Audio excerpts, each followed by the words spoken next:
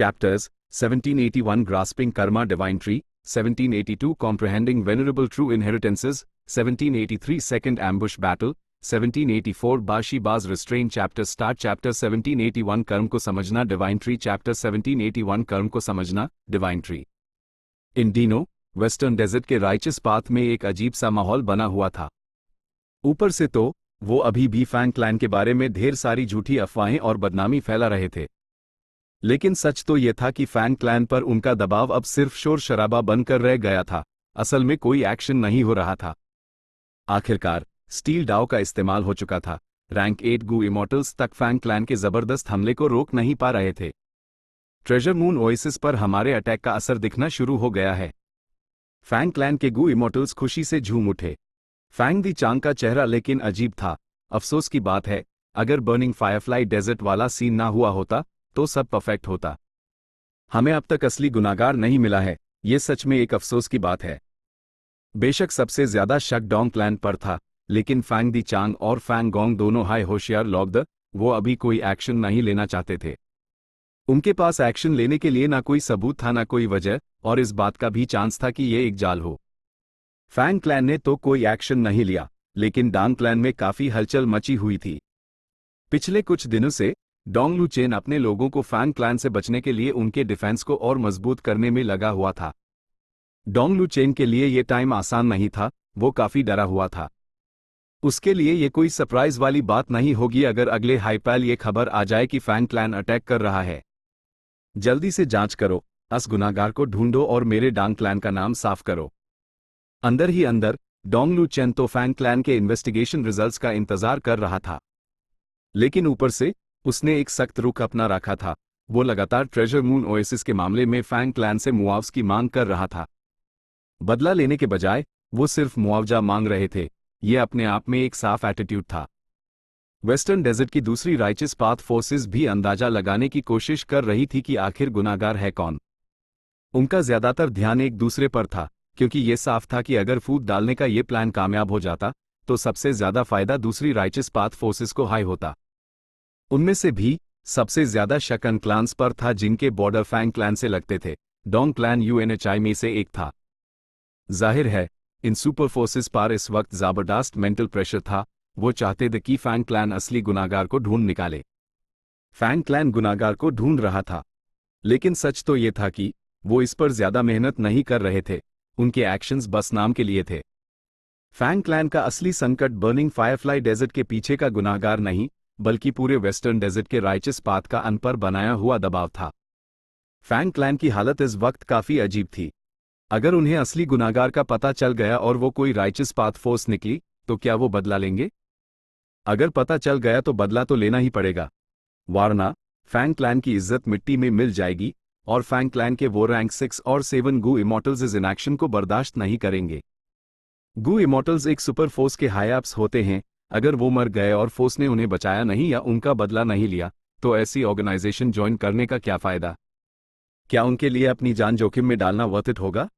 लेकिन अगर उन्होंने बदला लिया, तो क्या वो सच में पूरी ताकत से एक सुपर फोर्स से लड़ेंगे? फैंग क्लैन के पास स्टील डाउ था, लेकिन दूसरी सुपर फोर्सेस के पास भी उनके अपने ट्रम्प कार्ड्स थे। और सबसे इंपॉर्टेंट बात, अगर दो सुपर फोर्सेस सीरियसली आपस में लड़ती हैं, तो फायदा उनका नहीं बल्कि दूसरी सुपर फोर्सेस का होगा। इन पिछले कुछ दिनों में फैंग दी चांग ऐप शांत हो चुका था। उसने चुपके से फैंग गोंग को अपना नजरिया बताया। उन्हें सच की जांच को थोड़ा टालना चाहिए। अभी सबसे जरूरी चीज वक्त है। उन्हें अपने 3 इमॉर्टल गू हाउसेस को रिपेयर करना है और डिवाइन बीम प्लस को रिफाइन करना है। जैसे हाई वो इस मुश्किल से पार पा लेंगे, फैंग क्लैन की ताकत बढ़ जाएगी। उसके बाद जब वो गुनाहगार को ढूंढेंगे, चाहे वो कोई भी सुपर फोर्स हो, उनके पास उससे पंगा लेने का एक अच्छा बहाना होगा और ज्यादा से ज्यादा फायदा उठाने के लिए पूरी ताकत भी होगी। फैंग गोंग ने उसका एनालिसिस सुना और उसकी बात से सहमत हो गया। उसने फैंग दी चांग की प्लानिंग की तारीफ की। कुछ ही वक्त बाद फैंग गोंग ने पब्लिकली अनाउंस किया, फैंग क्लैन सच का पता लगाने की पूरी कोशिश करेगा। उन्हें गुनाहगार को ढूंढने में काफी प्रोग्रेस भी हो चुकी है। फैंग क्लैन किसी भी गुनाहगार को नहीं छोड़ेगा, लेकिन वो किसी बेगुनाह पर इल्जाम भी नहीं लगाएंगे। जिस दिन उन्होंने ये अनाउंसमेंट की, उसी दिन फैंग क्लैन के गू इमॉर्टल ने फैंग युआन को ढेर सारे सोल कॉर्स भेजे, जिनमें से एक रैंक 8 इमेमोरियल सोल कॉर भी था।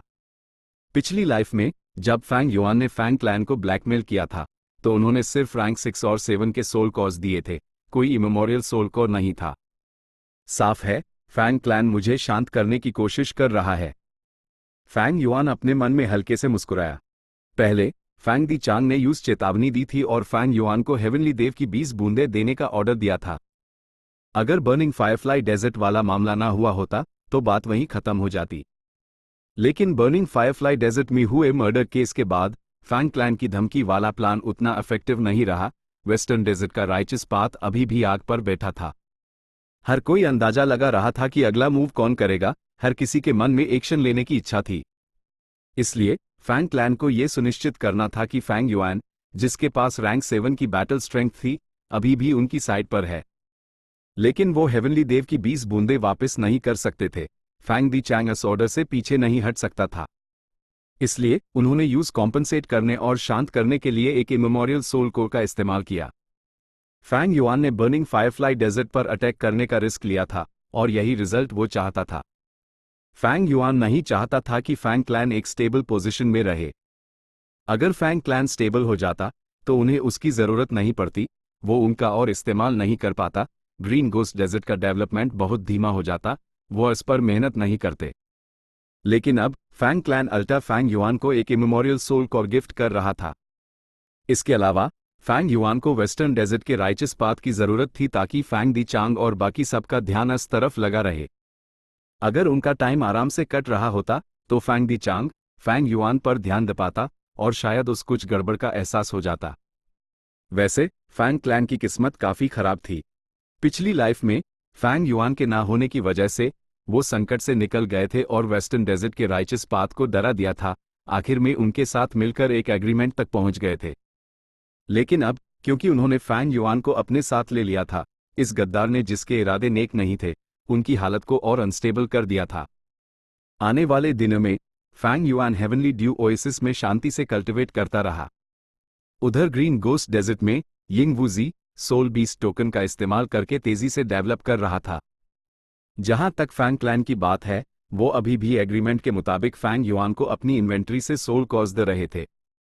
सॉवरन इमॉर्टल एपर्चर के अंदर लैंड स्पिरिट्स और वेरिएंट ह्यूमंस सब कड़ी मेहनत कर रहे थे।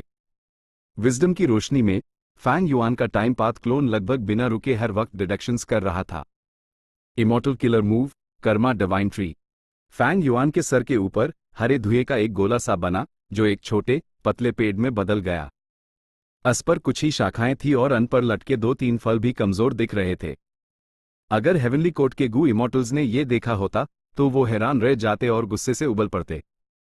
Karma divine tree genesis lotus immortal venerable का सिग्नेचर मेथड था और ये सोचना भी अजीब था कि वो इस डेमन फैंग युआन के हाथों में आ गया। फैंग युआन ने जब चेनी को मारा था तो उसके फैंटम अपचर के गू वॉर्म्स नाश हो गए थे। उस सिर्फ चेनी की आत्मा और लाश मिली थी। उसकी आत्मा की तलाशी लेने के बाद फैंग युआन को डू जेनेसिस लोटस ट्रू इनहेरिटेंस इज़माइल, वो द कर्मा डिवाइन ट्री और कर्म रिलोकेशन। ओरिजिनल किलर मूव के साथ फैंग युआन ने विजडम की रोशनी का इस्तेमाल करके यूज मॉडिफाई किया और रैंक 6 लेवल का कर्म डिवाइन ट्री किलर मूव बनाया, जिसमें कोर के तौर पर रैंक 7 मचियो बैम्बू इमॉर्टल गू और साथ में दूसरे rank 6 wood path immortal gu थे। क्योंकि उसके पास core rule path immortal gu cause और core wood path immortal gu effect की कमी थी, फैंग युआन को उसकी जगह ढेर सारे मोर्टल गू इस्तेमाल करने पड़े।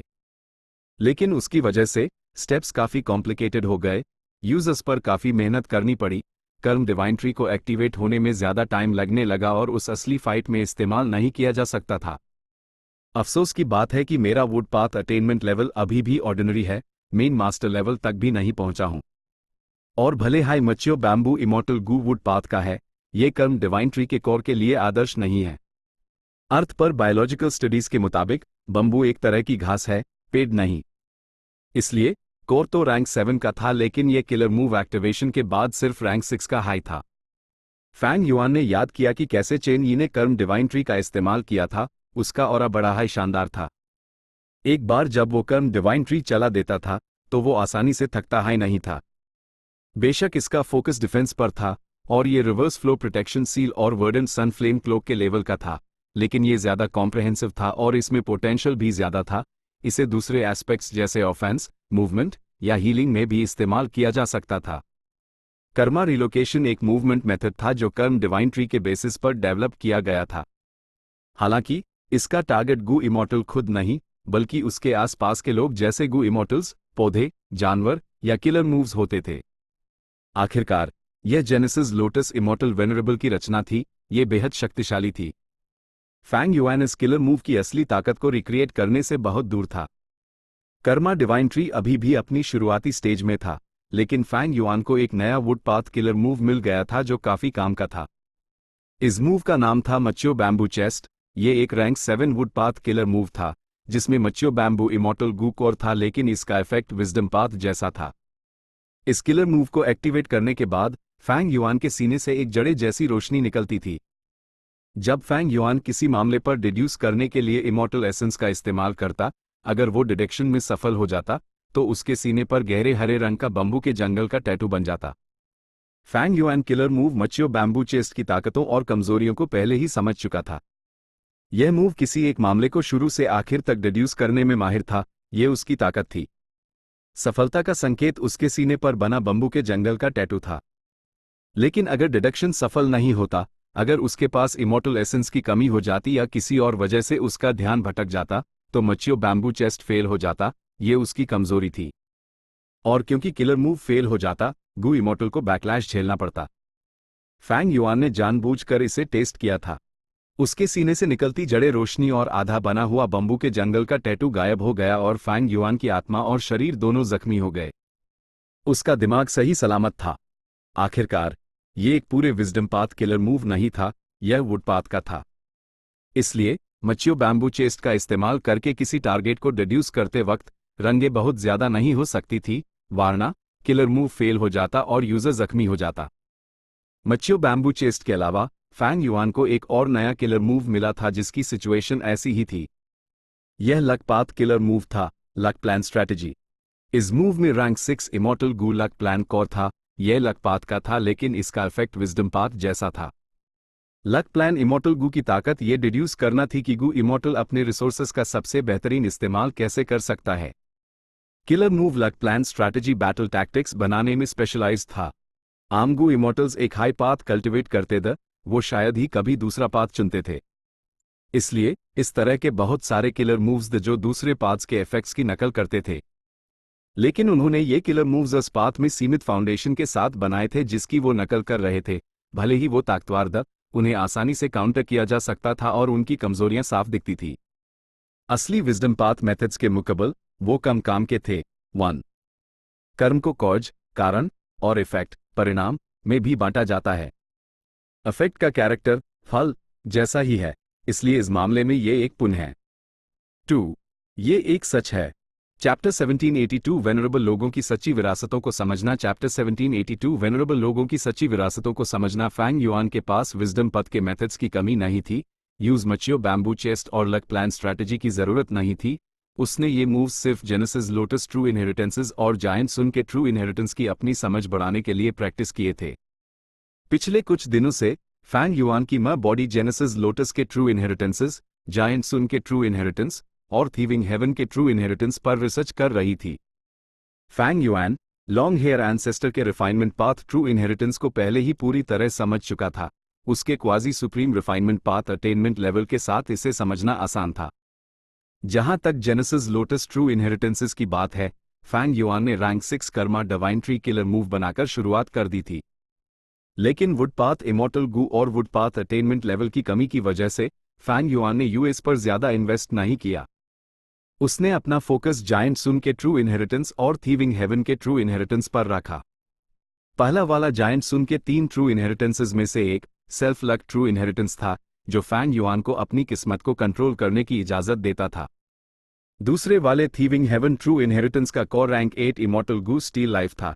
इसमें स्टील लाइफ इमॉर्टल गू को अनसील करने का तरीका शामिल था। ऑफ कोर्स दोनों में लकपथ और थेफ्ट पथ की बुनियादी कल्टीवेशन का भी जिक्र था, खासकर उन दोनों वेनरेबल्स की अपने बनाए हुए पाथ्स के बारे में समझ, जिससे फैंग युआन को बहुत फायदा हुआ। किस्मत क्या थी? जायंट सुन के ट्रू इनहेरिटेंस की शुरुआत में जायंट सन इमॉर्टल वेनरेबल ने यह सवाल पूछा था। आगे उसने खुद ही जवाब दिया, किस्मत की बात करने के लिए पहले नसीब की बात करनी होगी। रेड लोटस डेमन वेनरेबल से पहले कोई लकपात नहीं था। जब रेड लोटस डेमन वेनरेबल ने फेट गू को नुकसान पहुंचाया, तब दुनिया में एक अजीब सा बदलाव आया। लोगों ने सबसे पहले लकपात को अपने ह्यूमन की के एक हिस्से से जाना, लक। क्योंकि एक गू इमॉर्टल बनने के लिए हेवन, अर्थ और ह्यूमन की को बैलेंस करना जरूरी था। एक गू मास्टर जितना ज्यादा ह्यूमन की इकट्ठा करता, इमॉर्टल असेंशन में सफल होने के बाद उसके इमॉर्टल एपर्चर का ग्रेड उतना ही ऊंचा होता। इसलिए ह्यूमन की को महत्व देते हुए लोगों ने लक पर रिसर्च करना शुरू कर दिया। जल्द ही उन्हें इस लक की कुछ खासियतें पता चली। जब रेड लोटस डेमन वेनरेबल ने फेट गू को नुकसान पहुंचाया, तब सभी जीवों के रास्ते अब स्थिर और अटल नहीं रहे, एक सीमा तक उनमें बदलाव हो सकते थे।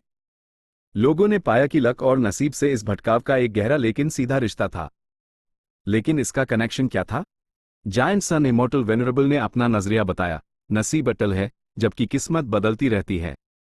एक आम इंसान के लिए अच्छी किस्मत क्या होती है? अच्छी किस्मत अपने लिए एक पॉजिटिव बदलाव होती है। और बुरी किस्मत क्या होती है? बुरी किस्मत अपने लिए एक नेगेटिव बदलाव होती है। किसी इंसान के ह्यूमन की में अगर उसकी किस्मत अच्छी है, तो इस इंसान को फायदा होने की संभावना है। किसी इंसान के ह्यूमन की में अगर उसकी किस्मत बुरी है, तो इस इंसान को नुकसान होने की संभावना है। लेकिन चाहे किस्मत अच्छी हो या बुरी, वो नसीब का हिस्सा नहीं थे। नसीब अटल था, वो तय था, उस झेलना ही पड़ता था। लेकिन किस्मत एक वेरिएबल थी, वो सिर्फ एक प्रोबेबिलिटी थी। असली नतीजा बाकी सभी पॉसिबल असारन को ध्यान में रखने के बाद ही तय होता था। अगर किसी इंसान की किस्मत खराब हो लेकिन उसके पास हालत को पलटने की जबरदस्त ताकत और बुद्धि हो, तो वो अभी भी अपने लक्ष्य या इरादे हासिल कर सकता था।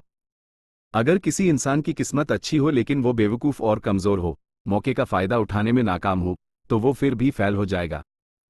उसके बाद जायंट सुन के सेल्फ लक ट्रू इनहेरिटेंस में अलग अलग तरह की किस्मत के साइजेस, कलर्स और शेप्स के बारे में बात की गई।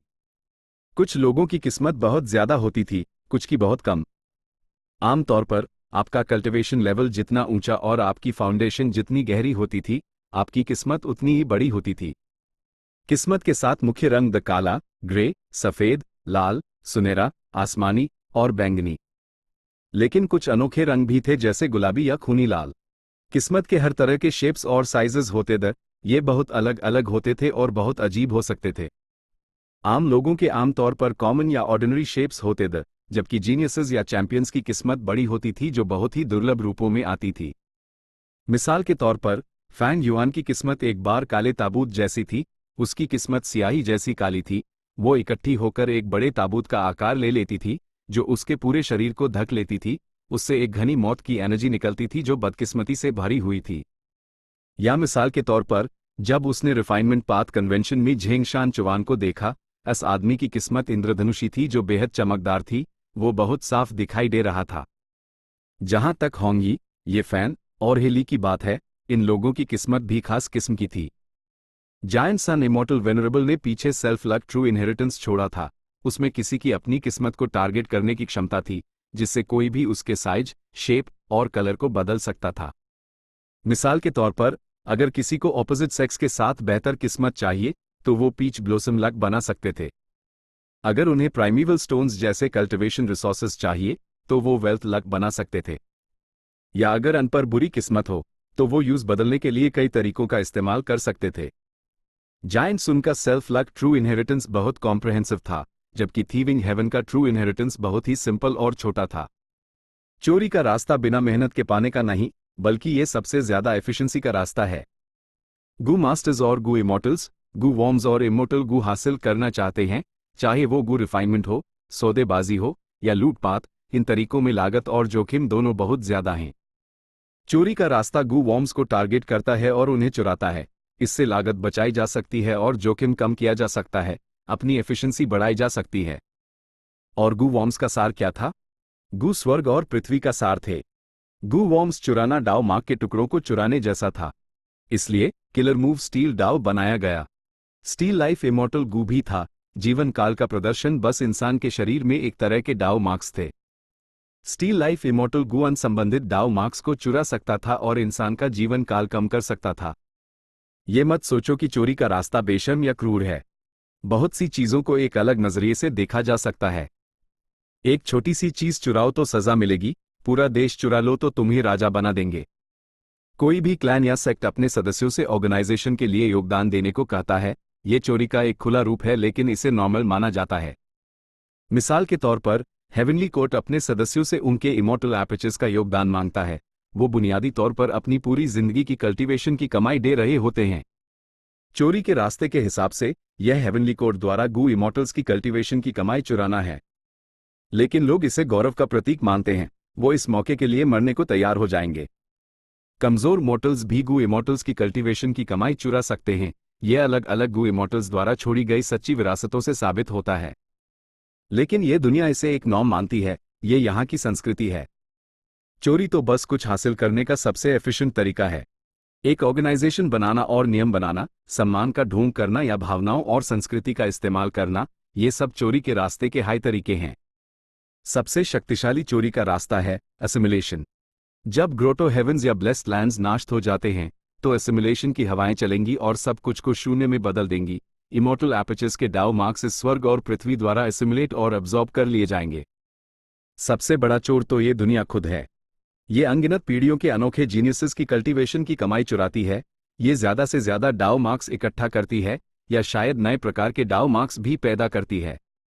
इसने मुझे एक दूसरी दुनिया से चुराया, मुझे एक अदरवर्ल्डली डेमन बनाया। ये अनंत जीवों का जीवन काल चुराती है। ये इस दुनिया में हर जीव की मौत सुनिश्चित करती है। मेरा बनाया हुआ चोरी का रास्ता स्वर्ग और पृथ्वी की नकल करता है। फायदे इकट्ठा करने और खुद को मजबूत करने के लिए सबसे एफिशिएंट तरीके का इस्तेमाल करना। एक नज़र देखने के बाद फैंग युआन को लगा जैसे उसके सोचने का दायरा बढ़ गया है। चोरी के रास्ते की उसकी छवि पहले से बिल्कुल बदल गई थी। थीविंग हेवन डेमन वेनरेबल की सोच दूसरों से अलग थी। वो ऑर्थोडॉक्स नहीं था, लेकिन उसने सच्चाई को देखा था। उसने इस दुनिया को समझने के लिए चोरी के रास्ते की मेंटालिटी का इस्तेमाल किया। उसका विजन बहुत बड़ा था। यूएस में एक अदरवर्ल्डली डेमन होने की अपनी अनोखी खासियत थी। गू मास्टर्स कल्टिवेट करते हैं। वो गू वॉर्म्स को पालते हैं, इस्तेमाल करते हैं और रिफाइन करते हैं। वो अपने इमॉर्टल एपिचर को मैनेज करते हैं। वो अपने पाथ का अटेनमेंट लेवल बढ़ाते हैं। वो बस खुद को समझ रहे थे और इस स्वर्ग और पृथ्वी को समझ रहे थे। हर पथ की दुनिया और खुद के बारे में अलग अलग नजरियों से एक अलग समझ थी। स्टील लाइफ इमॉर्टल गू मेरी जिंदगी का पहला इमॉर्टल गू है। मैंने इसे खुद रिफाइन नहीं किया था। जितना मैं इसे इस्तेमाल करता गया उतना हाई में समझता गया। आखिर में मैंने स्टील लाइफ इमॉर्टल गू पर कुछ अरेंजमेंट्स किए। स्टील लाइफ इमॉर्टल गू का नॉर्मल इस्तेमाल दूसरों का जीवन काल चुराता है और मेरे बनाए हुए किलर मूव से ये किसी का अपना जीवन काल बढ़ा सकता है। ऑफ कोर्स इसकी भी अपनी कमियां थी। यह लाइफ स्पैन गू से बेहतर नहीं था। स्टील लाइफ इमॉर्टल गू को उल्टा इस्तेमाल करने से यूजर का जीवन काल दूसरे टारगेट को मिल जाएगा। ये बेवकूफ़ी लगती है, लेकिन इसकी अपनी गहराई है। यही इस सच्ची विरासत का सबसे गहरा सार भी है। वारिस, अगर तुम इतने किस्मत वाले हुए कि इस कदम तक पहुंच गए तो तुम स्टील लाइफ इमॉर्टल गू पर मेरे मेथड को हटा पाओगे और एक दूसरे करस्पॉन्डिंग ट्रू इनहेरिटेंस की जानकारी हासिल कर पाओगे। यह थीविंग हेवन डेमन वेनरेबल के आखिरी शब्द थे। फैंग युआन इसे पढ़ने के बाद काफी देर तक चुप रहा। बेशक उसके पास थेफ्ट पाथ का ग्रेट ग्रैंडमास्टर अटेनमेंट लेवल था, लेकिन फिर भी यूज थीविंग हेवन डेमन वेनरेबल के शब्दों को समझने में मुश्किल हो रही थी। स्टील लाइफ इमॉर्टल गू को उल्टा इस्तेमाल करना? फैंग युआन ने अपना सर हिलाया। यूस इस रहस्य को समझने का भरोसा नहीं था। उसके डिडक्शंस के मुताबिक इसे समझने के लिए कम से कम quasi supreme theft path attainment level की जरूरत थी। उससे पहले अगर उसने स्टील लाइफ इमॉर्टल गू को उल्टा इस्तेमाल करने की कोशिश की तो वो बस अपना ही जीवन काल काट रहा होगा। इसके अलावा मुझे इस स्टील लाइफ इमॉर्टल गू का इस्तेमाल हेवनली कोर्ट के गू इमॉर्टल से निपटने के लिए करना है। बाकी सब छोड़ो। ड्यूक लॉन्ग तो खास तौर पर स्टील लाइफ इमॉर्टल गू से काउंटर होता है। भले हाईफैंग युआन आखिरी डू मौके इस्तेमाल करके स्टील लाइफ इमॉर्टल गू को नाश कर दे, उसके पास अभी भी थीविंग हेवन का ट्रू इनहेरिटेंस था, जिसमें रैंक 8 स्टील लाइफ इमॉर्टल गू का रेसिपी था। भले हाई मैं इन दोनों चांसेस इस्तेमाल कर लूं, मैं भविष्य में एक नया रिफाइन कर सकता हूं। लेकिन फैंग युआन के डिडक्शंस के मुताबिक थीविंग हेवन डेमन वेनरेबल ने स्टील लाइफ इमॉर्टल गू पर जो अरेंजमेंट्स छोड़े थे वो बहुत कीमती थे। अगर वो थीविंग हेवन डेमन वेनरेबल को समझ पाता और इस सच्ची विरासत के कोर एसेंस को समझ पाता तो फैंग युआन का फायदा अभी से कहीं ज्यादा होता। जब फैंग युआन दिल लगाकर कल्टिवेट कर रहा था, टैब सदर्न बॉर्डर के राइचस पाथ के लीडर्स ने गहरी बातचीत और चर्चा के बाद आखिरकार एक समझौते पर पहुंच गए। हमें फैंग युआन को मारना होगा, वो बहुत बेलगाम हो गया है। पिछली बार उसने वो यह का भेस बदला, अब वो सीधे सामने आ गया और हमारे फायदों को नुकसान पहुंचा रहा है। अर्थ ट्रेंचेस में मुकाबला हमारा आपस का मामला है। यह फैंग युआन एक बहरी आदमी है, उसके खिलाफ हमें एकजुट होना पड़ेगा। लेकिन हमें सावधान रहना होगा। भले हाई फैंग युआन का कल्टिवेशन लेवल सिर्फ रैंक 7 है, वो बहुत शातिर है और उसकी फाउंडेशन बहुत गहरी है, हम उसे एक आम इंसान की तरह नहीं देख सकते। सही कहा, खासकर जब उसने हेवनली कोर्ट के हमले को रोका। अब जब उसने लंग या ब्लेस्ड लैंड को अपने कब्जे में ले लिया है, मुझे डर है कि उसने सभी वेरिएंट ह्यूमन गू इमॉर्टल्स को अपने अधीन कर लिया है। साथ ही उसने शैडो सेक्ट के बचे हुए लोगों को भी अपने साथ ले लिया है। मैं सबको याद दिलाना चाहता हूं कि फैंग युआन अकेला नहीं है, वो एक सुपर फोर्स है। ग्रुप को लीड करने के लिए एक रैंक 8 गू इमॉर्टल काफी नहीं है, सेफ साइड के लिए हमें 2 भेजने चाहिए। क्या ये राय का पहाड़ बनाना नहीं होगा? मैं इससे सहमत हूं। मैं सहमत हूं। मेरे बाक्लैन को कोई आपत्ति नहीं है। ऊपर से तो लेडी शियाचा को उन्हें लीड करना चाहिए। दूसरे एक्सपर्ट को अपनी पहचान छुपाकर ग्रुप में मिल जाना चाहिए और जरूरी वक्त पर हमला करना चाहिए। अच्छा आइडिया है। मैं सहमत हूं। मैं सहमत हूं।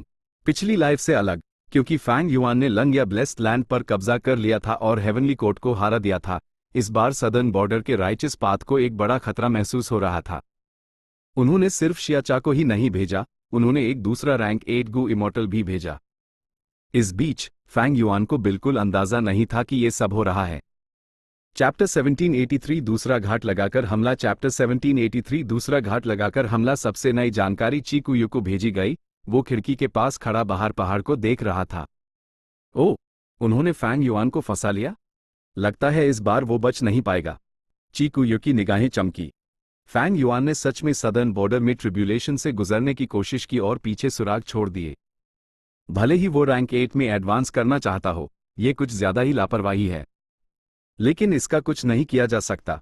उसने हेवनली कोर्ट को पीछे हटने पर मजबूर कर दिया और मेरे साथ भी सौदे किए। सफर बहुत आसान रहा। वो ओवरकॉन्फिडेंट हो गया और मेरे सदर्न बॉर्डर के राइचस पाथ को हल्का समझने लगा। चीकुयू को लगा कि फैंग युआन अपनी चालक और धोखेबाज हरकतों की वजह से आजाद रह पाया था।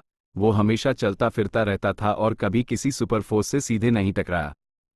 जैसे ही हालत खराब होती थी वो अक्सर भाग जाता था। इस बार सदर्न बॉर्डर के राइचस पाथ ने चुपके से साजिश रची। ऊपर से उन्होंने एक शांत रवैया दिखाया। अन पर कोई शक नहीं था, उनके पास टू डिडक्शन से बचने और छुपने के लिए विजडम पाथ गू इमॉर्टल्स भी थे। और वो लू वेयिन भी है। अगर वो अलायंस में शामिल ना होता तो हमारा सदर्न बॉर्डर राइचस पाथ शायद फैंग युआन को इतनी जल्दी ना पकड़ पाता। सही में पैराडाइस अर्थ का वारिस है। वो फैंग युआन की लोकेशन उसके ट्रिब्यूलेशन की अर्थ की से ढूंढ सका। वो सच में कमाल का है। चीकुयू ने मन ही मन आ भरी। लू वेयिन के बीच में आने से सदर्न बॉर्डर के राइचस पाथ की स्थिति और भी कॉम्प्लिकेटेड हो गई थी। इस बार सदर्न बॉर्डर के राइचस पाथ ने फैंग युआन का पीछा किया, जिसमें लू वेयिन सहित 3 रैंक 8 द सफलता की संभावना बहुत ज्यादा थी। अगर वो सफल हो गए तो लू वेयिन की रेप्यूटेशन तेजी से बढ़ेगी। वो निश्चित रूप से एक ऐसा व्यक्ति बन जाएगा जिस पर उन्हें बहुत ध्यान देना होगा। असल में लू वेयिन इससे पहले हाई सदर्न बॉर्डर की सभी राइचस पाथ फोर्सेस से किसी ना किसी तरह से मिल चुका था।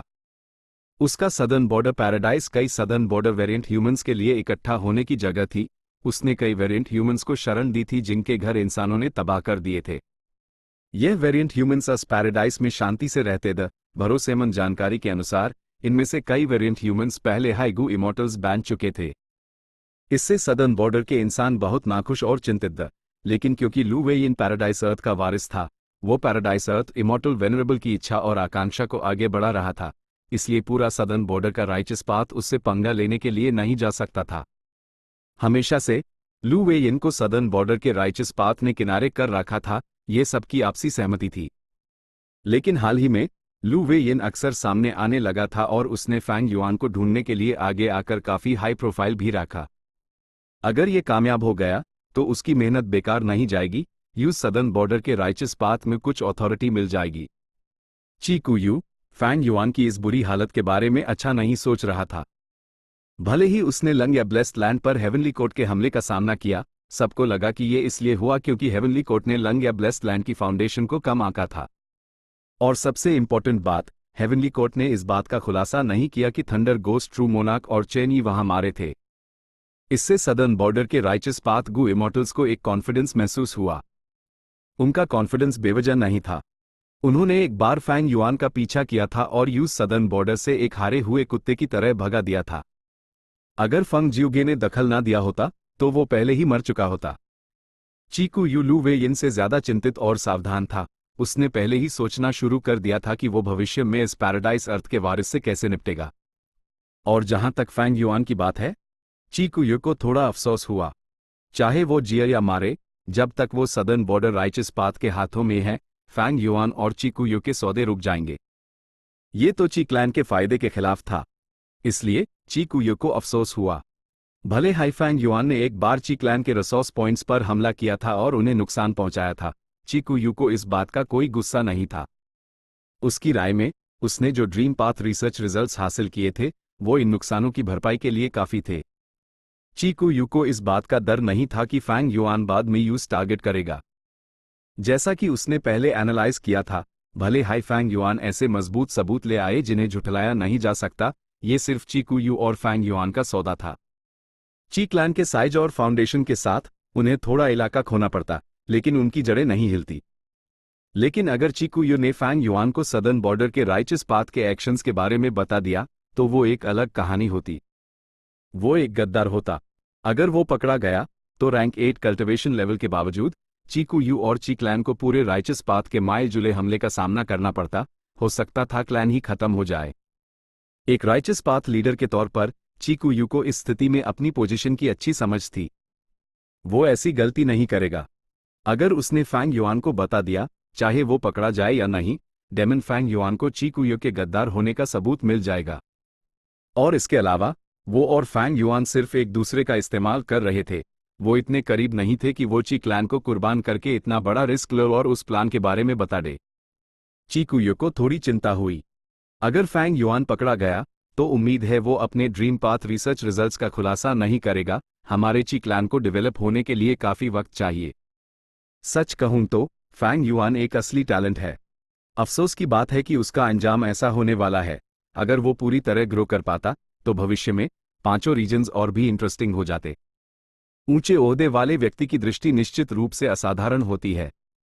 चीकू यू को सच में लगा फैंग युआन के इस दयनीय अंजाम के प्रति कि ये काफी अफसोसनाक था। उसी समय सदर्न बॉर्डर में कहीं फैंग युआन सदर्न बॉर्डर के गू इमॉर्टल से घिरा हुआ था। उनका ऑरा और मराल जबरदस्त था। लीडर एक बूढ़ी औरत थी। वो टाइम पाथ रैंक 8 गू इमॉर्टल शिया चा थी। उसने फैंग युआन पर ठंडी मुस्कान के साथ कहा, बदमाश फैंग युआन, आखिरकार तू मेरे हाथों में आ ही गया। फैंग युआन ने यूज देखा और सोचा, फिर से वही सेम डायलॉग। मेरी यादों के मुताबिक अब ये हंसेगा। फैंग युआन ने शिया चा से नजर हटा ली। जैसा कि उम्मीद थी, अगले हाईपैल शिया चा के पास खड़ा शांग क्लैन का गू इमॉर्टल शैंग हुजांग हंसने लगा। लॉर्ड लू वेयिन, आप सच में कमाल के हैं। हमने आखिरकार इस डेमन को ढूंढ ही लिया। फैंग युआन, वही सेम डायलॉग, जैसा सोचा था, लेकिन इसकी मुस्कान पिछली बार से ज्यादा बड़ी है। यह पब्लिकली लू वेयिन की चापलूसी कर रहा है। क्या शांग क्लैन उसके पैराडाइस में वेरिएंट ह्यूमंस के सामान में इंटरेस्ट ले रहा है? मारो, इस डेमन को मार डालो। हमारे सदर्न बॉर्डर राइचस पाथ का बदला लो। टाइकू जॉन्ग ने गहरी नफरत से जोर से कहा। फैंग युआन, ओ, आखिरकार किसी ने अपने डायलॉग बदले, लेकिन ज्यादा फर्क नहीं है। आखिरकार हमने फैंग युआन को पकड़ लिया। ल्यू हाउ ने मन हाई मन सोचा। वो हेवनली कोर्ट का जासूस था। उसके पास फिक्स्ड स्पेस इमॉर्टल गू था, जो उसके इमॉर्टल एपर्चर में एक्टिवेट होने के लिए तैयार था। जैसे हाई Fang Yuan fixed immortal travel इस्तेमाल करने का कोई संकेत देता, वो इस इमॉर्टल किलर मूव को एक्टिवेट कर देता जिसका core fixed space immortal gu था। ल्यू हाउ अब पिछली लाइफ के मुकाबले ज्यादा नर्वस था, क्योंकि पिछली लाइफ में यूज सिर्फ fixed space immortal gu activate करना था, लेकिन अब क्योंकि फैंग युआन के पास killer move jade flow pearl था, वो फैंग युआन को काउंटर करने के लिए अकेले फिक्स्ड स्पेस इमॉर्टल गू इस्तेमाल नहीं कर सकता था। यूज एक इमॉर्टल किलर मूव इस्तेमाल करना पड़ेगा। हेवनली कोर्ट के पास ऐसे किलर मूव्स की कमी नहीं थी, और अगर होती भी तो फेरी जी वेई उन्हें मॉडिफाई कर सकती थी। ल्यू हाउ इसलिए नर्वस था क्योंकि वो अभी तक इस इमॉर्टल किलर मूव से वाकिफ नहीं था। अगर उसने इसे लड़ाई में इस्तेमाल किया तो फेल होने का चांस था। अगर उसका एक्टिवेशन फेल हो गया तो वो हेवनली कोर्ट को निराश करेगा। ये बड़ी शर्मिंदगी वाली बात होगी। चिंता मत करो, मैं यहां हूं। इस पैल एक रैंक 7 गू इमॉर्टल ने यूएस ट्रांसमिट किया। ल्यू हाउ ने यूएस पर एक नजर डाली। मुझे मत देखो। तुरंत अस रैंक 7 गू इमॉर्टल ने ठंडे से चिल्लाया। ल्यू हाउ ने मन ही मन एड़ घुमाए। ये आदमी सदर्न बॉर्डर का रैंक 8 गू इमॉर्टल बाशिबा था, जिसने अपना कल्टिवेशन लेवल और चेहरा बदल रखा था। इस आदमी के होते हुए हमारी तरफ 3 रैंक 8s होंगे। ये लड़ाई लन या ब्लेस्ड लैंड के अंदर नहीं है। फैंग युआन के पास मदद के लिए कोई फॉर्मेशन नहीं है। अगर हम लड़ते हैं तो मुझे शांति से अपना किलर मूव इस्तेमाल करने के कई मौके मिलेंगे। ल्यू हाउ ने एनालाइज किया और उसके दिल की चिंता काफी हद तक दूर हो गई। हालांकि अगले हाई पैल बूम फॉर्मेशन एक्टिवेट हो गया। फैंग युआन के आसपास के सभी सदर्न बॉर्डर गू इमॉर्टल्स यूएस में लपेट लिए गए। ये क्या है? ल्यू हाउ की ऊँट बाहर आने को थी। वो चिल्लाना चाहता था, यहां फॉर्मेशन कैसे? फॉर्मेशन के अंदर स्वर्ग और पृथ्वी एक हो गए थे। ये नीले रंग का एक स्पेस था। सदर्न बॉर्डर के इमॉर्टल्स के चेहरे बदल गए। ये एक जाल है, कोई चिल्लाया। लू वे यिन चुप था, जबकि शियाचा की निगाहें और भी ठंडी हो गई। वो फैंग युआन को घूर रही थी। शांत रहो, हम संख्या में ज्यादा हैं। अकेला फैंग युआन क्या कर सकता है? सही कहा, हमारे पास लेडी शियाचा और लॉर्ड लू वे यिन हैं। हम उसके इमॉर्टल बैटलफील्ड से नहीं डरते। ल्यू हाउ हैरान था। सही है, एक इमॉर्टल फॉर्मेशन इतनी आसानी से कैसे लगाया जा सकता है? ये इतनी जल्दी एक्टिवेट हो गया। ये शायद एक इमॉर्टल बैटलफील्ड है। लेकिन फैंग युआन काफी बेवकूफ है। एक इमॉर्टल बैटलफील्ड इस्तेमाल करने के बाद वो खुद भी नहीं भाग सकता। सदर्न बॉर्डर के इमॉर्टल्स होशियार द वो जल्दी ही शांत हो गए और उनका मराल वापस आ गया। इस समय लू वे यिन बोला, यह इमॉर्टल बैटलफील्ड नहीं है, ये एक सुपर इमॉर्टल फॉर्मेशन है। Time path formation. शियाचा ने जोड़ा। ल्यू हाउ के होठ फड़फड़ाए। इतनी बातों के बाद यह अभी भी एक इमॉर्टल फॉर्मेशन हाई था। आप दोनों बहुत समझदार हैं। फैंग युआन मुस्कुराया और सर हिलाया, फिर अपनी आस्तीनें लहराई। दरवाजे बैंड हो गए। कुत्तों को छोड़ने का वक्त आ गया था। नहीं रुको, यह बीस्ट को छोड़ने का। हाओ हाओ हाओ हाओ ग्राओ। शून्य से एक बड़ा सा चक्रव्यूह बना और अनगिनत यह बीस्ट एक तूफानी लहर की तरह बाहर निकले। यह बीस्ट अलग अलग रूपों के द, जिसमें बंदर, सांप, ड्रैगन और बाघ शामिल द, वो सब कम से कम डेसोलेट बीस्ट थी और उनमें कुछ एंशिएंट डेसोलेट बीस्ट भी थे। लेकिन फैंग युआन गायब हो चुका था। जंगली यह बीस्ट में ज्यादा बुद्धि नहीं होती थी। उन्होंने जल्दी ही अपनी खूंखार निगाहें सदर्न बॉर्डर के गू इमॉर्टल्स पर टिका दी और आगे बढ़े। इन सबको मार डालो, शियाचा ने बेपरवाही से कहा। लू वे यिन ने आहा भरी। सदर्न बॉर्डर के इमॉर्टल्स पलते और इन यर बीस्ट से लड़ने लगे। ल्यू हाउ ने अपनी आस्तीनें लहराई और अनगिनत उड़ते हुए ब्लेड बाहर निकले। जहां भी वो टकराए वहां यर बीस्ट को टुकड़ों में काट दिया। फैंग युआन एक फॉर्मेशन कोर पर खड़ा एनालाइज कर रहा था। यह हेवनली कोर्ट का गद्दार वाकई यहां है। मेरी मेहनत बेकार नहीं गई इंक इफेक्ट को कम करने में। फिक्स्ड स्पेस गू तुम्हारे हाथों में ही होना चाहिए। ल्यू हाउ लड़ते हुए मन ही मन सोच रहा था। लगता है यहां रिवर ऑफ टाइम की एक ट्रिब्यूटरी है। फैंग युआन फिर से वही तरीका आजमा रहा है। उसने फंग जियोगे से लड़ते वक्त भी एक ऐसी हाई फॉर्मेशन इस्तेमाल की थी। कितनी मिलते जुलते हैं। लेकिन अजीब है, मुझे इस बारे में इतनी अजीब फीलिंग क्यों ना रही है? चैप्टर 1784 बाशी बाका कबू। चैप्टर 1784 बाशी बाका कबू। मारो। बाकलैन का गू इमॉर्टल चिल्लाया और उसका शरीर एक विशाल आकार में फूल गया। उसने पैर पटका, खून के छींटे उड़े। उसने सीधे एक एंशिएंट ईयर बीस्ट को कुचल कर मार डाला। वुश फफ, एक बड़ी आग फैल गई और दर्जनों ईयर बीस्ट्स को आग लगा दी। चाय क्लैन का गू इमॉर्टल आग में नहाया हुआ था। एक देवता सेनापति जैसा लग रहा था। फैंग युआन को यह आदमी याद था। पिछली लाइफ में इस आदमी का फायर पाथ इमॉर्टल एपर्चर काफी अच्छा डेवलप था। उसके पास कई शानदार ज्वालामुखी थी। ये काफी कीमती था। टाइकू जोंग चुप था। उसके हाथ तेजी से चल रहे थे जब सुनहरी रोशनी बेहद तेजी से निकली, जो ईयर बीस्ट को आसानी से टोफू की तरह 2 टुकड़ों में काट रही थी। फैंग युआन ने टाइकू जोंग के हाथों में एज गू के बारे में सोचा। यह टाइम कटिंग एज के कोर गू में से एक था। पिछली लाइफ में उसने इसे ग्रेट थीफ गोस्ट हैंड से हासिल किया था। ये किस्मत पर निर्भर था, भरोसेमंद नहीं था। इस लाइफ में यूं सावधान रहना होगा। डेमन फैंग युआन, इतनी बड़ी दौलत के लिए हमें तुम्हारा शुक्रिया करना पड़ेगा। हा हा हा। शांग हु जैंग हंसा और उसने अपना वुड पाथ किलर मूव इस्तेमाल किया। आसपास के ईयर बीस्ट्स को फंसा लिया और उन्हें अपने इमॉर्टल एपर्चर में रख लिया। फैंग युआन बहुत शांत था। इससे कोई फर्क नहीं पड़ता कि शांगहू जैंग कितने ले ले, थोड़ी ही देर में खुद शांगहू जैंग भी फैंग युआन का हो जाएगा। हाओ, यह बीस्ट लगातार फॉर्मेशन में आते रहे। सदर्न बॉर्डर के गू इमॉर्टल्स उनसे थके बिना लड़ रहे थे, लेकिन यह बीस्ट बस आते ही जा रहे थे। इतने सारे क्यों हैं? ये डेमन फैंग युआन हमारी एनर्जी वेस्ट करने की कोशिश कर रहा है। इस फॉर्मेशन को तोड़ना ही जीतने का रास्ता है। सदर्न बॉर्डर के गू इमॉर्टल्स आपस में बात कर रहे थे। उन्हें पता चल गया था कि ये लड़ाई किस बारे में है, लेकिन उनके पास ऐसा करने के लिए खुद को अलग करने का कोई तरीका नहीं था। लू वेयिन और शिया चाहाई सबसे ज्यादा संभव लोग थे जो फॉर्मेशन को तोड़ सकते थे। इस समय चक्रव्यूह अचानक बहुत तेजी से फैल गया और एक घमंडी ईयर बीस्ट ने बैटलफील्ड में कदम रखा। फैंग युआन थोड़ा हैरान हुआ। ओ, मैंने एक इमेमोरियल ईयर टाइगर को समन कर लिया। ये पिछली बार समन किए गए इमेमोरियल ईयर चिकन से भी ज्यादा ताकतवर लगता है। क्या ये इसलिए है क्योंकि मैंने अपनी पर्सनल लक बढ़ाने के लिए सेल्फ लक ट्रू इनहेरिटेंस का इस्तेमाल किया?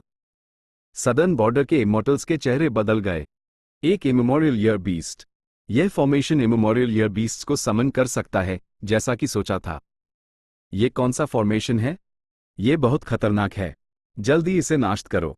लू वेयिन एक्शन लेना चाहता था, लेकिन टाइकू जोंग खड़ा हो गया। हमें इससे निपटने दो। दोनों रैंक 8 को इस फॉर्मेशन को तोड़ना चाहिए। यही सबसे समझदारी वाली बात होगी। या शायद मुझे कुछ करना चाहिए? बाशी बा ने ट्रांसमिट किया।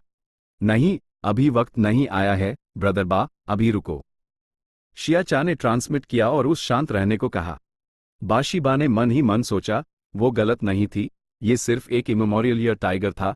उनके पास सरफेस पर डू रैंक 8 था। ये कोई प्रॉब्लम नहीं थी। उसने खुद को छुपाए रखना जारी रखा। टाइकू जोंग और कुछ सदर्न बॉर्डर के रैंक 7 एक्सपर्ट्स ने इमेमोरियल ईयर टाइगर का सामना किया। आखिरकार वो शक्तिशाली रैंक 7 गू इमॉर्टल्स मिलकर काम करने से उनके पास काफी ताकत थी, लेकिन लड़ने के बाद वो जल्दी ही कमजोर पड़ने लगे।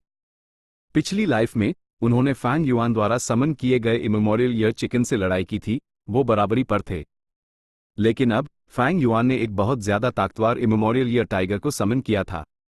टाइकू जोंग का चेहरा पीला पड़ गया। वो अपने दिल में हैरान था। ये सच में रैंक 8 की ताकत है। ये बहुत प्रभावशाली है, और मैं ऐसी ताकत को चैलेंज करना चाहता था। यहां एक फॉर्मेशन कोर है। अचानक शिया चा की एड़ी चमकी और उसने अपनी उंगली से इशारा किया। रैंक 8 किलर मूव एक्टिवेट हुआ। एक रहस्यमयी रोशनी निकली, जिससे एक बड़ी आवाज हुई। फॉर्मेशन 3 बार हिला और फिर स्थिर हो गया। सदर्न बॉर्डर के इमॉर्टल्स खुश हो गए। वहां सच में एक फॉर्मेशन कोर था। शिया चा ने यूं सबकी उम्मीदों के मुताबिक नाश्त कर दिया। आगे फॉर्मेशन कोर नाश्त हो गया। एक दूसरा चक्रव्यूह प्रवेश द्वार प्रकट हुआ, जहां से बड़ी संख्या में ईयर बीस्ट्स अंदर आ गए। सदर्न बॉर्डर के इमॉर्टल्स के खुश चेहरे गायब हो गए। हाओ, एक जोरदार दहाड़ के साथ एक इमेमोरियल ईयर ड्रैगन ने बैटलफील्ड में छलांग लगा दी। इमॉर्टल्स के चेहरे फिर से बदल गए। ये दूसरा इमेमोरियल डेसोलेट बीस्ट था। ए फ्लैट, मेरी बारी है। बाशी बा हिलना चाहता था। जल्दी मत करो बाशी बा, मुझे करने दो। लू वेयिन ने ट्रांसमिट किया और वो पहली बार हिला। उसने एक हाथ से पकड़ने का इशारा किया। एक बड़ा पीला हाथ बना और उसने इमेमोरियल ईयर ड्रैगन को पकड़ लिया। उसके संघर्ष के बावजूद यूज भागने से रोक दिया। लू वेयिन सच में पैराडाइज अर्थ का वारिस था। उसने पिछली लाइफ में एक हाई मूव में एक भयंकर इमेमोरियल ईयर टाइगर को काबू कर लिया था। ए फ्लैट, वो उसी तरह एक इमेमोरियल ईयर ड्रैगन को पकड़ सका। भले ही उसके पास कोई अटैकिंग मेथड्स नहीं थे, यह मूव समझ से परे था और लोगों को उसके प्रति बड़ी प्रशंसा महसूस करवाता था। सदर्न बॉर्डर के इमॉर्टल्स का मराल बढ़ गया, जबकि शैडो सेक्ट के सदस्यों और वेरिएंट ह्यूमन गू इमॉर्टल्स के चेहरे पर अंधेरा छा गया। रैंक 8 की शक्ति सच में डरावनी थी। फैंग युआन ने अपनी पिछली लाइफ की आखिरी लड़ाई के बारे में सोचा। क्योंकि लू वेयिन के पास अपरिमित युद्ध शक्ति थी, वो फैंग युआन की तरफ एक बड़ी बढ़ा था। अभी लू वेयिन ने अपनी पूरी शक्ति का आधा भी नहीं दिखाया था, फिर भी वो पहले से ही सबसे शक्तिशाली रैंक 8 में से एक था। हिस हिस हिस, एक इमेमोरियल ईयर स्नैक अपने मोटे और लंबे शरीर को घसीटते हुए फुंकारते हुए चक्रव्यूह प्रवेश द्वार से बाहर निकला, बैटलफील्ड में प्रवेश कर गया। एक तीसरा इमेमोरियल ईयर बीस्ट को एक इमेमोरियल ईयर चिकन घमंडी अंदाज और ऊंची गर्दन के साथ बाहर आया। एक चौथा इमेमोरियल ईयर बीस्ट। एक साथ दो इमेमोरियल ईयर बीस्ट्स के लड़ाई में आने से सदर्न बॉर्डर के इमॉर्टल्स के चेहरे पीले पड़ गए। इस इमेमोरियल ईयर स्नेक से निपटना आसान नहीं था, ये विशाल था और इसका ऑरा पहले 2 से ज्यादा था। चौथे इमेमोरियल ईयर चिकन के ऊपर तो जंगली इमोर्टल गू का ऑरा भी था, यह और भी खतरनाक था। दोनों इमेमोरियल ईयर बीस्ट्स के प्रकट होने के बाद चक्रव्यूह से एक विशाल संख्या में ईयर बीस्ट्स एक उफानती सुनामी की तरह बाहर निकले। दोनों पक्षों में भयंकर युद्ध छिड़ गया। गू इमोर्टल्स ने अपनी बुद्धि और किलर मूव्स का इस्तेमाल किया जबकि उन्होंने सहयोग किया, जबकि ईयर बीस्ट्स बुडईंग दी और ब्रूट स्ट्रेंथ से लड़ रहे थे, लेकिन उनके पास संख्या में फायदा था। फैंग युआन के अधीनस्थ सभी फॉर्मेशन कोर्स की रक्षा कर रहे थे, उनके बीच की विशाल लड़ाई को देख रहे थे। ये मनहूस फॉर्मेशन, हमें जीतने के लिए इसे नाश्त करना ही होगा। असल में जब तक हम इसका एक हिस्सा नाश्त कर देते हैं, हम अपने राइचस पथ सहयोगियों को जानकारी भेज सकेंगे और मदद बुला सकेंगे। यह टाइम पाथ फॉर्मेशन सच में बहुत गहरा है। शिया चा ने माथा सिकोड़ा। पहला फॉर्मेशन को ढूंढने के बाद वो दूसरा नहीं ढूंढ पा रही थी। फॉर्मेशन पूर्ण और दोषरहित है। मेरा फॉर्मेशन पाथ अटेनमेंट बहुत कम है, शायद मुझे पूरी ताकत लगानी चाहिए और इस फॉर्मेशन को हमले को संभालने में असमर्थ बना देना चाहिए। मैं खुद एक कमजोरी बना सकती हूं। शिया चा की मारने की इच्छा बढ़ गई। लू वे येन शिया चा का इरादा समझ गया और उसने जल्दी से कहा, डेमन के जाल में मत फंसो। यह फैंग युआन बहुत धोखेबाज है, हेवनली कोर्ट तक उस नहीं पकड़ सका। शैडो सेक्ट ने पहले ग्रेसफुल केओटिक ड्यूल स्टेज हासिल किया था, भले ही वो नाश्त हो गया, लेकिन कई इमॉर्टल गू उनके हाथों में रह गए। अगर तुम अपनी पूरी ताकत से हमला करोगी तो तुम फैंग युआन के जाल में फंस सकती हो, वो इसे तुम्हारे खिलाफ इस्तेमाल करेगा। शिया चा हिचकिचाई, लेकिन इमेमोरियल ईयर चिकन तेजी से उसके पास आ गया। सिर्फ एक जानवर। शिया चा गुस्से से हंसी, उसके शरीर से कई गू वॉर्म्स का ऑरा फूटा, जो एक इमॉर्टल किलर मूव में बदल गया। Immortal killer move, spring scissors. एक कैंची जो जड़े हरे रंग की थी और हाथी जितनी बड़ी थी, इमेमोरियल ईयर चिकन की गर्दन की तरफ उड़ी और काट दिया। इमेमोरियल ईयर चिकन उसका मुकाबला नहीं कर सका। कैंची से भरी चोट लगने के बाद वो जल्दी ही कमजोर पड़ गया। शिया चा ने हैरान कर देने वाली युद्ध शक्ति दिखाई जो हेवनली कोर्ट के सदस्यों से कम नहीं थी। ठीक उससे पहले कि इमेमोरियल ईयर चिकन शिया चा के हाथों मरने वाला था, अचानक फैंग युआन ने फॉर्मेशन एक्टिवेट कर दिया। भारी रूप से घायल इमेमोरियल ईयर चिकन मौके पर ही गायब हो गया। मेरी अधीनता स्वीकार करो। पर्दे के पीछे फैंग युआन ने इस कमजोर इमेमोरियल ईयर चिकन को निशाना बनाया और अपने जबरदस्त एंस्लेवमेंट पाथ मेथड का इस्तेमाल किया। जैसा पिछली लाइफ में हुआ था, वो इस जानवर को पकड़ने में सफल रहा। पुन आधा रजा आधा नमक के बाद से Fang Yuan immemorial year beasts इकट्ठा कर रहा था। उसका प्लान 12 अलग अलग इमेमोरियल ईयर बीस्ट्स इकट्ठा करने का था। भले ही अगले साल रिवर ऑफ टाइम में कई इमेमोरियल ईयर चिकन्स होंगे, इस इमेमोरियल ईयर चिकन की युद्ध शक्ति बेहतर थी, वो इसे खोना नहीं चाहता था। फैंग युआन ने सदर्न बॉर्डर के इमोर्टल्स की ताकत का इस्तेमाल करके इमेमोरियल ईयर बीस्ट को कमजोर किया और उस जबरदस्ती गुलाम बना लिया। शिया चा का चेहरा काला पड़ गया, लेकिन वो मुस्कुराई। तुमने आखिरकार एक कमजोरी दिखा ही दी, तो क्या हुआ अगर तुम्हें कुछ इमेमोरियल ईयर बीस्ट्स मिल गए? फैंग युआन ने इमेमोरियल ईयर चिकन को टेलीपोर्ट कर दिया। इससे शिया चा को फॉर्मेशन के बारे में और समझने का मौका मिला। जैसा कि उम्मीद थी, थोड़ी देर बाद उसने दूसरा फॉर्मेशन कोर ढूंढ लिया और उस नाश्त कर दिया। सदर्न बॉर्डर के इमोर्टल्स जश्न मानने लगे, लेकिन अगले हाइपैल जो फॉर्मेशन कोर नाश्त हुआ था वो एक चक्रव्यूह प्रवेश द्वार में बदल गया। बैटलफील्ड पर एक नया प्रवेश द्वार था जो अंदर और भी यह बीस्ट्स भेजे रहा था। ये कैसे हो सकता है? सदर्न बॉर्डर के इमोर्टल्स हैरान थे। कोई चरा नहीं है, मुझे अब सामने आकर अपना मूव चलना ही होगा। बाशी बा ने ट्रांसमिट किया। शिया चा और लू वे येन यूज चुप रहने के लिए कहते रहे। जल्दी नहीं, हम पहले ही इस कदम पर हैं, तुम्हें इंतजार करना जारी रखना चाहिए। हमें इस पूरे फॉर्मेशन की जांच करनी है, तुम्हें जरूरी वक्त पर एक्शन लेना होगा ताकि फैंग युआन गलत अनुमान लगाए और एक कमजोरी दिखाए। बाशी बा कुछ देर चुप रहा और फिर अनिच्छा से जवाब दिया, ठीक है। लड़ाई जारी रही। कई सदर्न बॉर्डर इमोर्टल्स पहले ही घायल हो चुके थे। वो इन ईयर बीस्ट्स को मार मार कर उल्टी करने वाले द फैंग युआन के लिए तैयार किए गए किलर मूव्स और गू इमोर्टल्स के बीच का सहयोग सब इन ईयर बीस्ट्स पर इस्तेमाल हो रहा था। वो सच में लाचार और हद से ज्यादा थक चुके थे। और ईयर बीस्ट्स को मारना कभी खत्म नहीं होने वाला था, वो बस आते ही जा रहे थे। लू वे येन और शिया चा ने इमेमोरियल ईयर बीस्ट्स का सामना किया। भले ही उन पर लगातार भारी दबाव था, उन्होंने हार नहीं मानी। उनकी वजह से फैंग युआन ने और भी इमेमोरियल ईयर बीस्ट्स को गुलाम बनाया, लेकिन संख्या पिछली लाइफ से बहुत कम थी। फैंग युआन ने अन इमेमोरियल ईयर बीस्ट्स को गुलाम बनाया जो उसकी पिछली लाइफ के बीस्ट से ज्यादा ताकतवर थे। उसने इन जानवरों में से सिर्फ एलीट्स को चुना। मुख्य कारण यह था कि उसकी सोल कल्टिवेशन पिछली लाइफ से बहुत कम थी, वो बहुत ज्यादा को गुलाम नहीं बना सकता था।